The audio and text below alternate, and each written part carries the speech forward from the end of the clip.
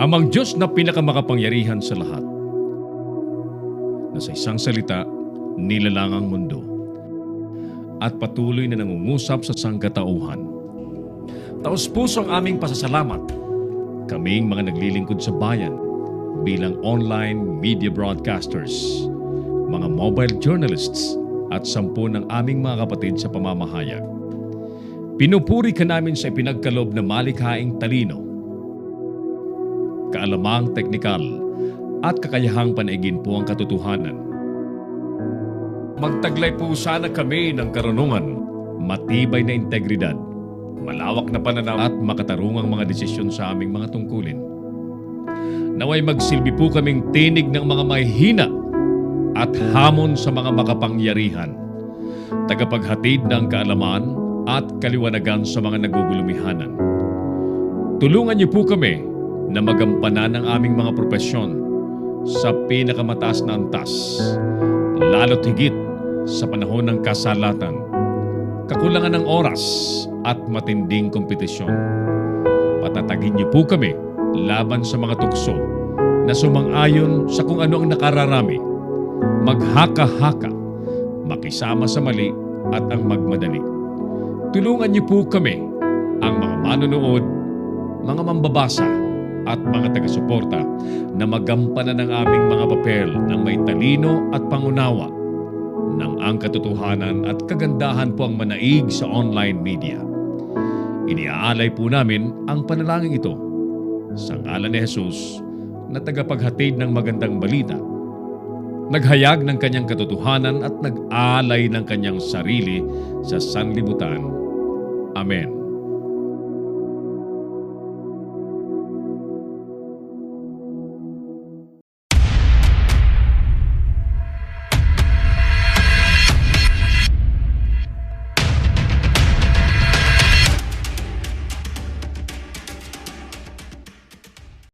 Narito ang mga isyong dapat abangan sa Kamaong Asero.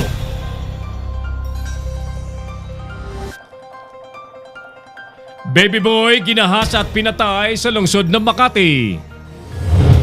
Dinala sa albularyo, 4 anyos, patay naman sa dengue. DOH alarmado na mga namatay sa dengue, pumalo na po sa 40 katao.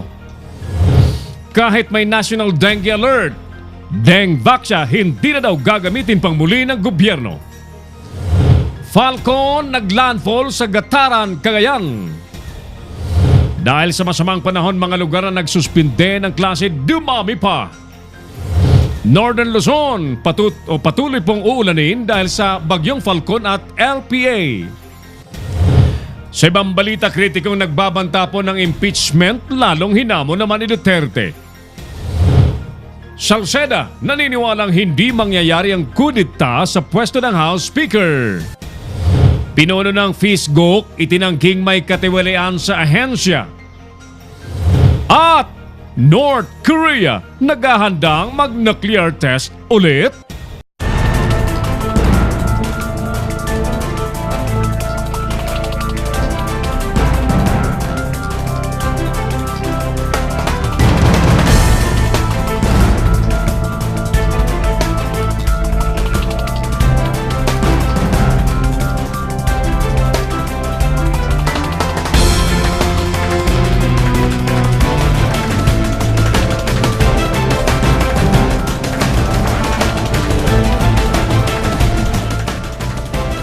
Live from the studios of Little News Philippines, Herald.kami of Kamaong Asero starts now!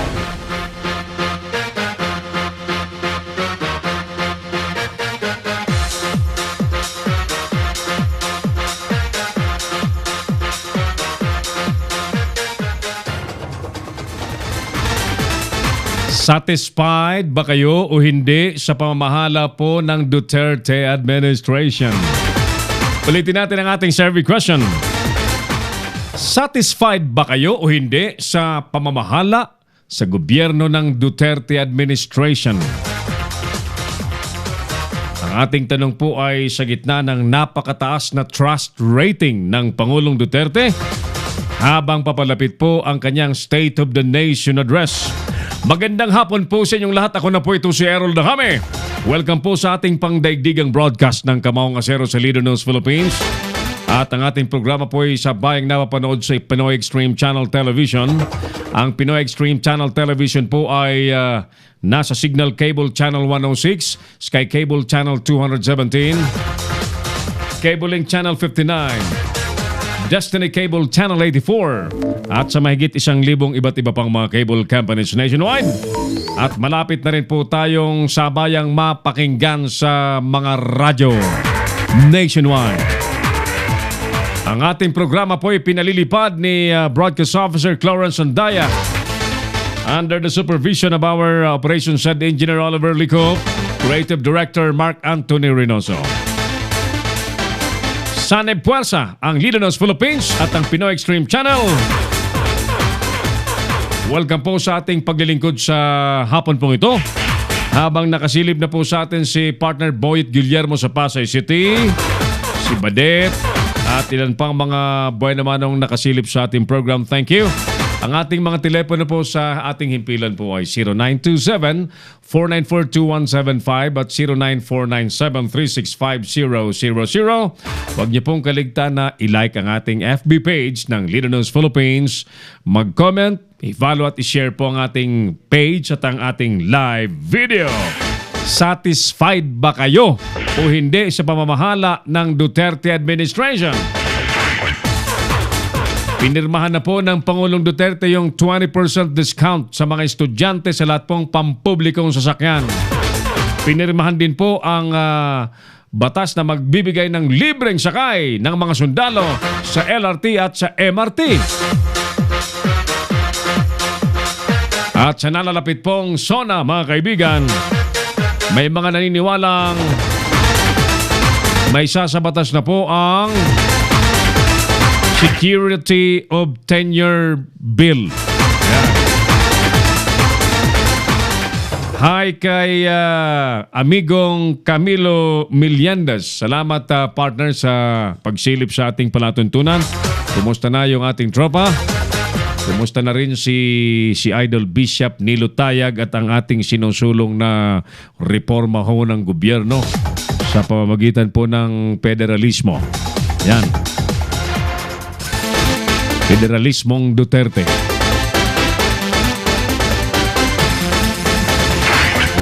Alright, ulitin natin ang ating survey question mga suki. Satisfied ba kayo o hindi sa pamamahala ng Duterte administration? I really would like to listen to your voices vis-a-vis the very high trust rating na naitala po ng Pulse Asia. Ng Pulse Asia sa kanilang latest survey. Lalong tumaas. At lumalabas po sa survey ng Pangulong Duterte po ang pinagtitiwalaang opisyal ng gobyerno ng Pilipinas. Now, ito bang survey ito ay talagang ganyan lahat ang damdamin ng mga Pilipino. So, welcome po ang lahat sa ating programa.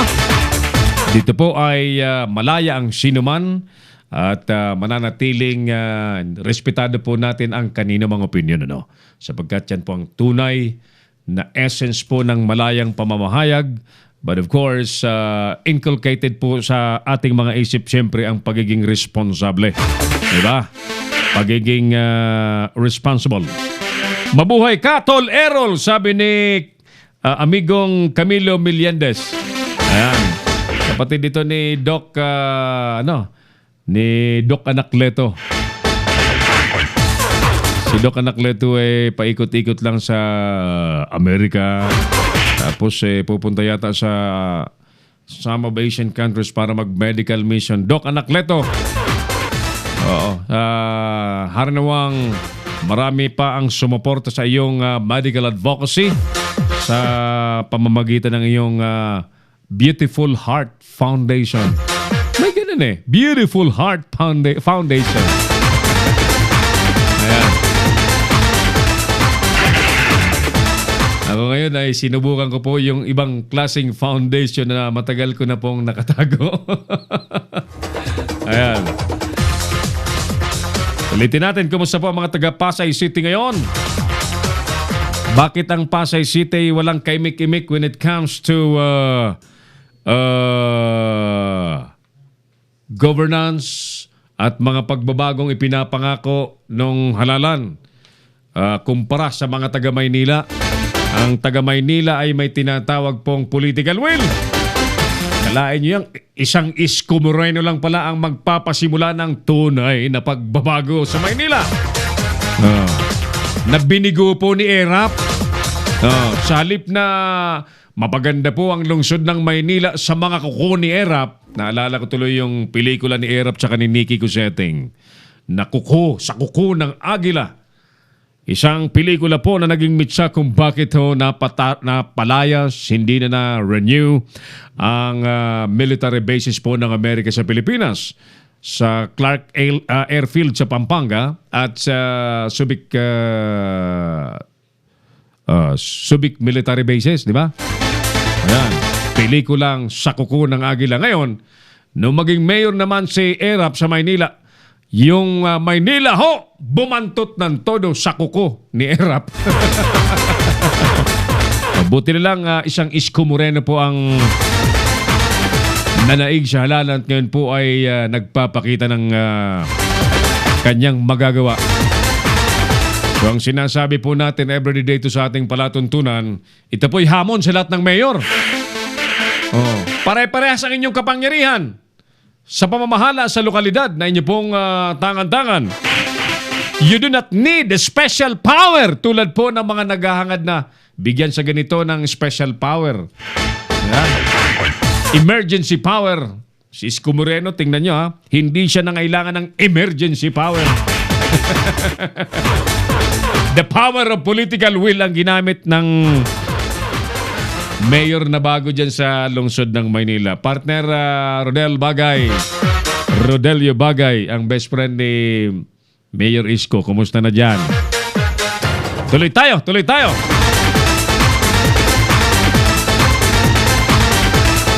By the way, congratulations po sa tropang yung binantayan ni Ron Soriano na bloodletting ng grupong Heroes Alliance at ano bang kasama doon? Kamote Riders ba yun, Ron? Kamote Riders ba yung ka-tandem ng Heroes Alliance? Very successful po yung bloodletting campaign dyan sa Cavite. At syempre, pinupuri po natin ang mga ganyang uri ho ng proyekto na ang dulo po niya ay pagsasalba ng nanganganib na buhay. Marami pong mga pasyente ang biglaan pong nangangailangan ng blood transfusion. So dugo ang kailangan. Minsan kapag may pambili ho kayo, walang mabili. Ito namang Red Cross mga kaibigan. Red Cross. Bloodletting yan, libre. Bakit ba kapag nakaipon na sila ng dugo, bakit ba ibinibenta nila? Libreng nakuha galing sa mga donors, itong punyetang Red Cross, ibinibenta. Hindi ko mahanap ang logic nila, no? Yan ba'y ginagawang negosyo ng Red Cross? Sakala ko ba ang Red Cross is an NGO, is a charity group na, akala nyo, libre. Maghihikayat, bloodletting, mga empleyado ng gobyerno, empleyado ng mga private companies, hihikayatin, papupuntahin sa bloodletting ng Red Cross. Pag nakaipon sila ng dugo, dadalhin sa kanilang blood bank. Pag pumunta kasi nila, humingi po ng tulong na dugo. Hindi ka bibigyan kung hindi ka bibili. Maliban sa bibili ka, kailangan pang may pamalit. Ganyan katindi. Bakit ganyan ang Red Cross, ha? Bakit itong mga Riders Club ay walang ganyan? Ha? Ayan. Pastor Wally, saglit ha. Pastor Wally, naka-live ako. Usap tayo mamaya, Pastor Wally ha. Saglit at naka-live ako. Thank you. Alright. Si Pastor Wally Ilagan. Di ba? Saan ka makakahanap ng luhi kanyan na nilikom ng libre through donation sa mga bloodletting at ito mga namamahala dyan sa Red Cross, ibebenta sa halagang mahigit 1,000, 1,400 yata ang isang bag ng dugo ng Red Cross. Di ba? Ano yan? So, I think kailangan silipin natin ito sapagkat this is unfair. This is unfair. Yung mga tao na nag-iisip na makatulong, defeated yung purpose. Di ba? Defeated yung purpose na truly makatulong sapagkat hindi sila makakatulong pag dinaan sa Red Cross dahil kailangan pambilihin po yung yung dugo na nilikom po ng Red Cross. Kailangan magpaliwanag dyan ng Red Cross. One of these days, isa lang natin dito ang mga taga-Red Cross. Pero ang Red Cross, ang national chairman yan ay yung magaling na senador na minsan ay kontra sa Pangulong Duterte, minsan pabor sa Pangulong Duterte. Hindi mo malaman kung ano ang si Dick Gordon. Dick Gordon. Yan. Sana makausap natin si Dick Gordon. Partner na Jojo Sikat. Parang Jojo, baka pwede natin kausapin si Dick Gordon tungkol dyan sa Red Cross, pamamahala nila. Tuloy tayo. Samantala mga kaibigan, nakapag-landfall na nga kaninang alas 12:30 ng tanghali ang bagyong si Falcon sa may dulong hilagang bahagi po ng Cagayan. At ito po ipapalabas na nga po ng Pilipinas. So bago lumabas po ng bansa papuntang Apari, Babuyan Islands. Of course, nag-signal number 2 sa Babuyan Islands. Tumas po ito sa signal number 2 at yan, papalabas na po ng bansa papuntang China na yata. Ito no. Ang naging epekto naman po ay dumami ang mga eskwelahan, dumami ang mga lugar na nagkansela ng klase to ensure the safety, to ensure public safety. Lalo't may mga lugar po, marami mga lugar sa Pilipinas na kunting ihi lamang ng butiki, bahana. Ito'y maliwanag na pampagising po ito sa lahat ng mga Pilipino na kailangang may kagyat na gawin sapagkat kunting ulan pa lamang sa maraming lugar na hindi naman po binabaha na pa po ngayon. O ngayon, kayo ba'y mag-a-adjust lamang, mag-a-adapt lamang sa mga binabahan lugar? Nabibili na lang kayo ng bota kapag may ba para hindi kayo ma-dengue o di kayo ma-leptospirosis? Ang gagawin po ng mga namamahala ay silipin bakit binabaha ang kanilang lugar. Hindi kaya nagsisimento lamang kayo ng mga kalsada dyan nang walang matitinong drainage system. Marami akong alam na lugar na ganyan eh. Akala natin pagkaganda-ganda ng kalsada sa ibabaw, therefore, dahil walang drainage, pagkabumagsak ang ulan, lahat ng ulan galing po sa medyo mataas na lugar, nasa ibabaw po ng kalsada. Wala pong dadaluyang drainage. Habang tumatagal ang ulan, tumataas ang tubig baha sa kalsada. Gandang hapon sa mga taga Santo Tomas, Batangas, sa tropa ni PJ. Carlo Reyes, partner. Kumusta mga taga Mitsubishi Motors, mga taga Peak Motors Corporation dyan sa Bad Santos sa lungsod ng Maynila. Congratulations sa ating amigong si Tito Pora sapagkat na-assist ni Carlo at maganda na ang kanyang helicopter na ginagamit ngayon. Dapat ma-test drive, ma-break in papunta rito sa lugar natin, Sir Tito.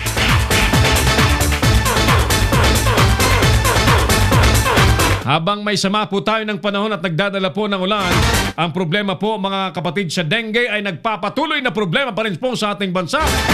At ngayon, ang sakit na dengue, mga kaibigan, ay isa ng national alert. Isa ng pambansang problema. Diyos ko po, lamok.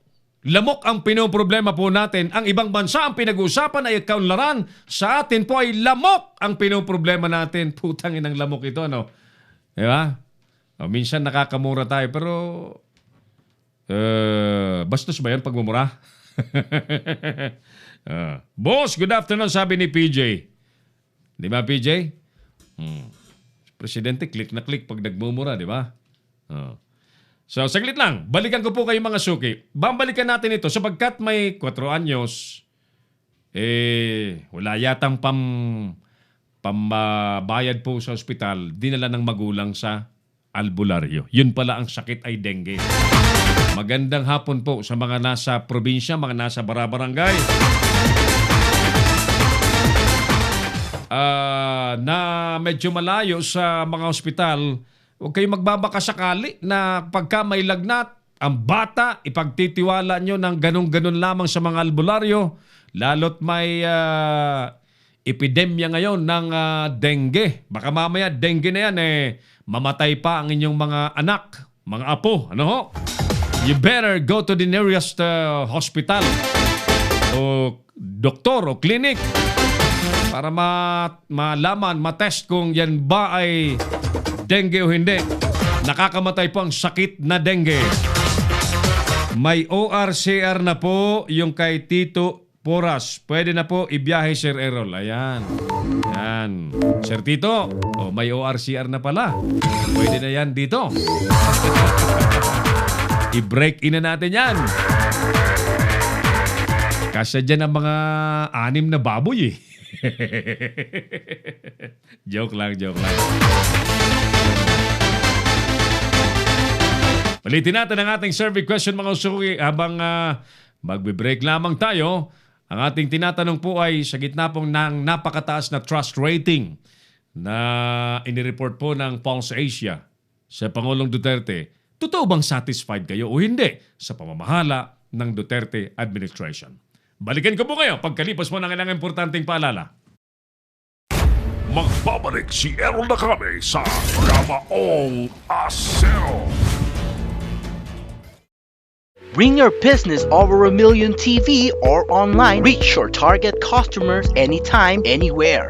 Your brand on TV or on the web. Get more customers and grow your business. Advertise now.